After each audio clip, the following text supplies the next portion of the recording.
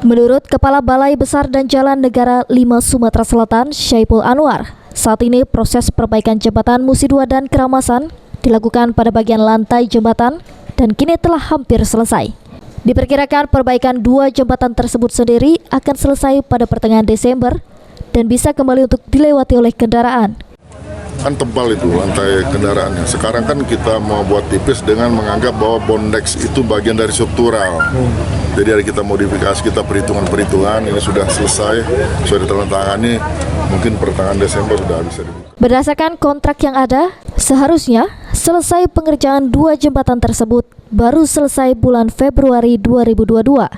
Namun karena oleh pihak Balai Jalan Negara, proses pengerjaan dipercepat sehingga akan selesai di pertengahan Desember mendatang. Firman Hidayat, PAL TV.